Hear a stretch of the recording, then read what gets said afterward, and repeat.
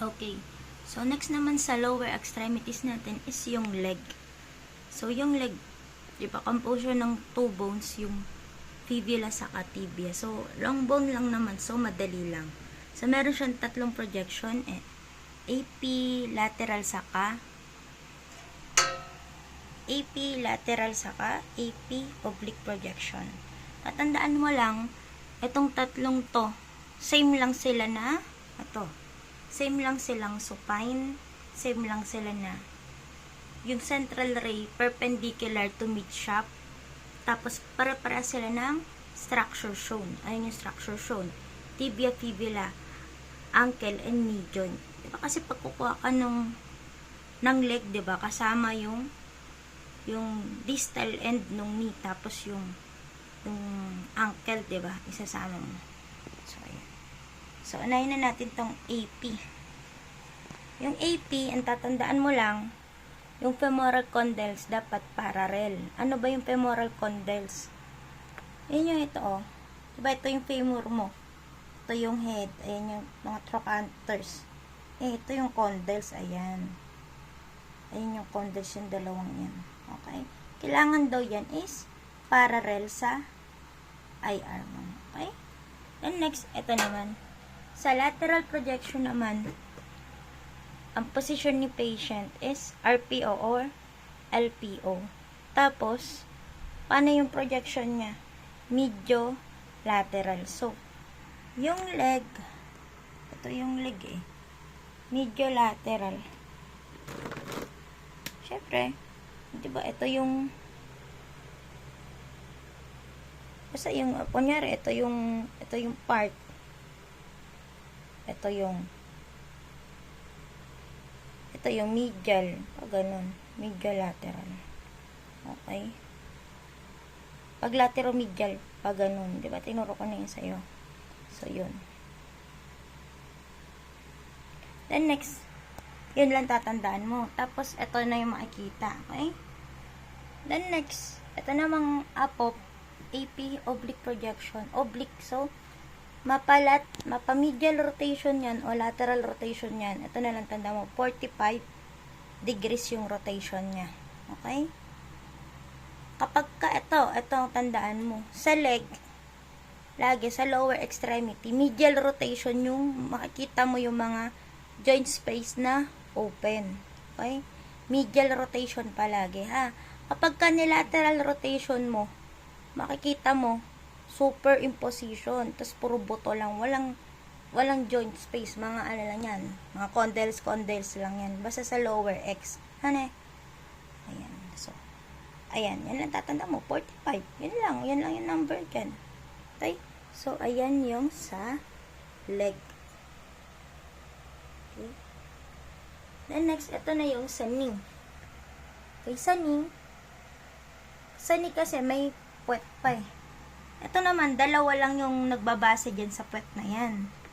Pansinin mo, yan yung mga AP projection na naka-supine. Kailangan naka-supine. Para, ayan kasi, pagka nakahiga ka dun sa table, ayun yung table. Etong knee mo, kumatambok yung puwet mo, nakaganyan, nakataas. Kung flat naman, nakaganyan.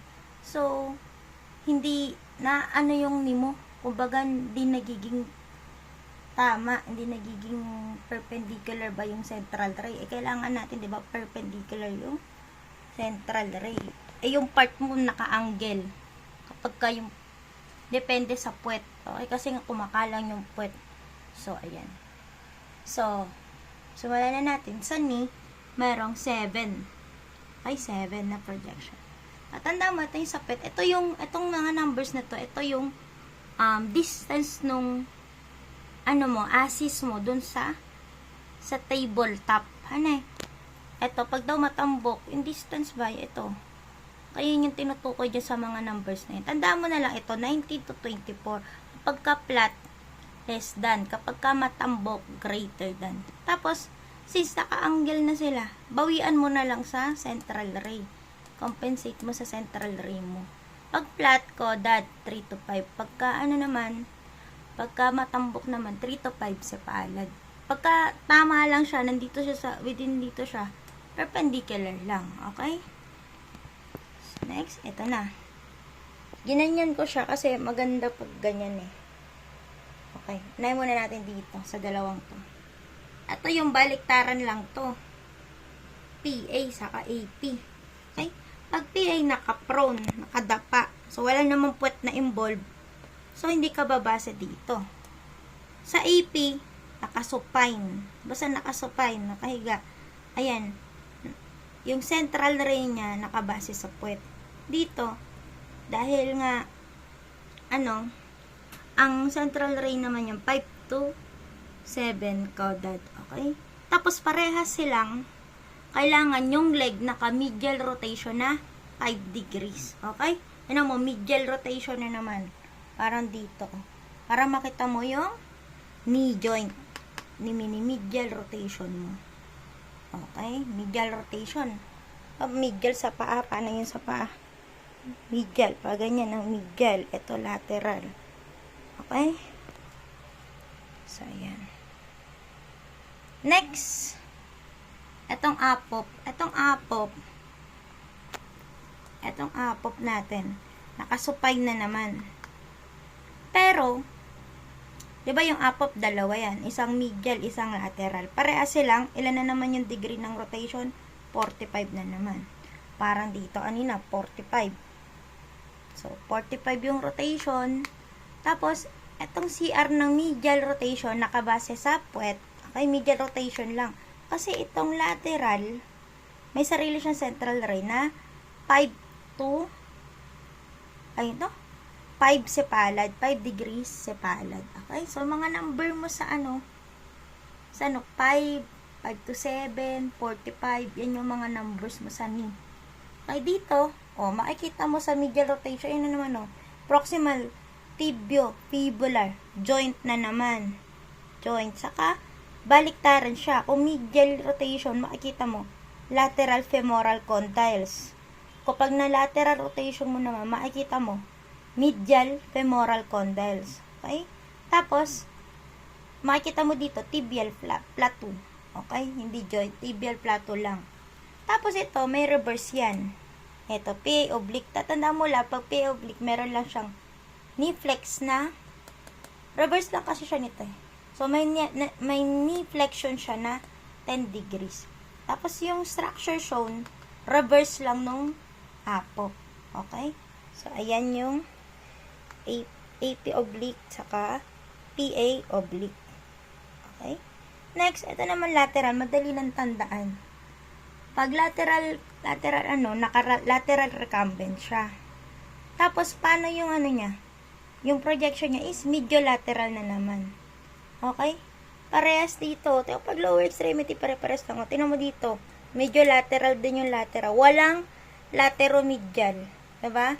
Laging, kung ito yung part, laging nagsisimula yung tatagos dito. Pag ganun. O, paano magagawin yun? Medial eh. So, ito yung medial ko. Sige, ganyan na lang. Ayan yung medial ko. Dito, pag ganun. Papaganyan ko siya, diba? Ayun, pag ganun. Ayun. Basta ganun Sorry. Pangat ng explanation ko. Pero yeah, pag ganun yun. Then, may knee flex siya na 20 to 30. Okay? Tapos, pag may fracture, less than 10 degrees lang yung flexion niya. Pero mag-compensate ka sa central ray mo. 5 to 7 na naman. Sepalad. Dito sa PA, yung 5 to 7 ko, dito, yung 5 to 7, sepalad. Pag malilito. Ha? Okay?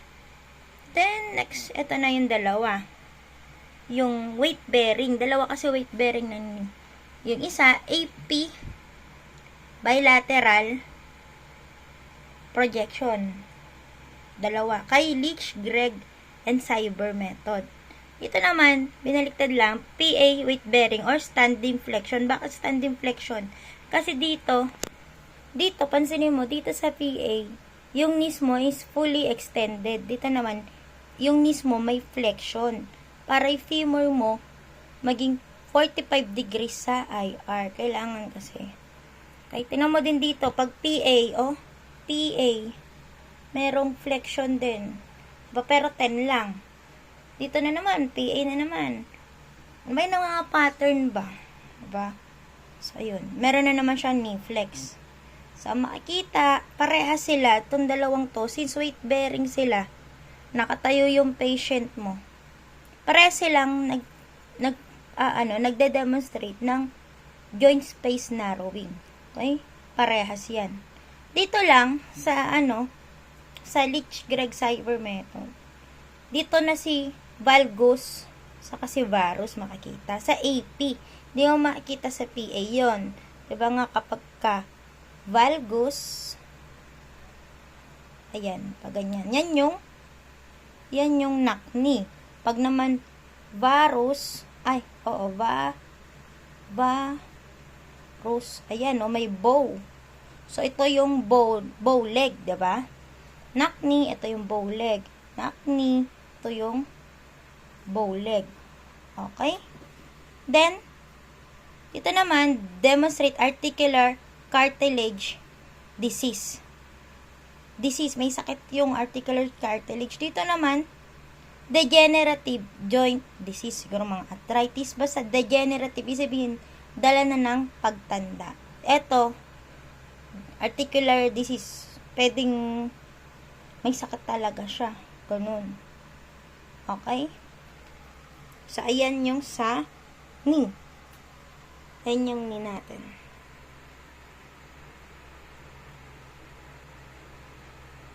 Ayan silang dalawa.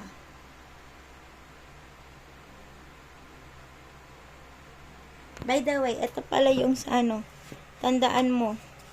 Ito kasi, may mga angle yan. Ilan yung angle nito? Diba lagi ko tinatanong sa'yo.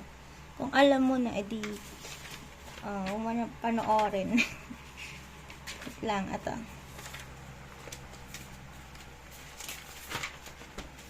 Ayan,